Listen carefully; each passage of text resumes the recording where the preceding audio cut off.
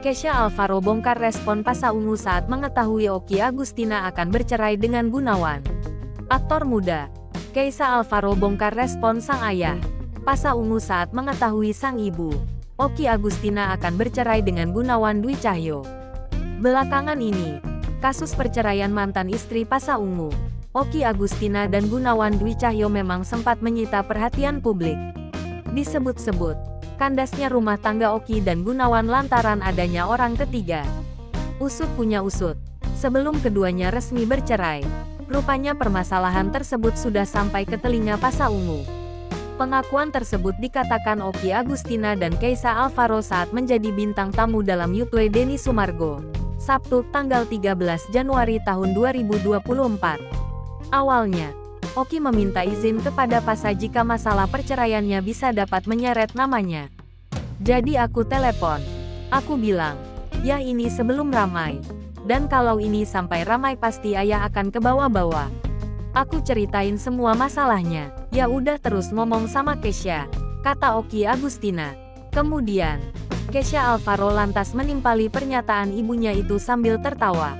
Sebab, ia terlintas mengingat bagaimana respon sang ayah yang menasihati Okky Agustina. Pasha menasihati agar mantan istrinya itu tidak menyebabkan keributan, mengingat umurnya yang sudah semakin menua. Tiba-tiba ngomong gini, ya udah kak, kamu jagain bunda. Bilangin sama bundamu, udah tua, jangan ribut-ribut mulu.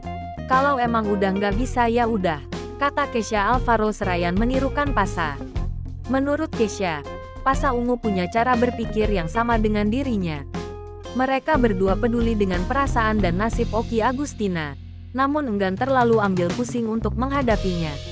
Pemikirnya sama kayak aku, kan dia enggak mau pusing cuek aja gitu, tapi peduli cuek, tandas Kesha. Sementara itu, meski keduanya sudah bercerai 15 tahun yang lalu, mereka masih memanggil satu sama lain dengan sebutan ayah bunda. Jadi aku telepon Pasha, aku bilang, ya, panggilnya memang masih ayah bunda, kan? Masih ayah bunda sampai sekarang, tutur Okky Agustina.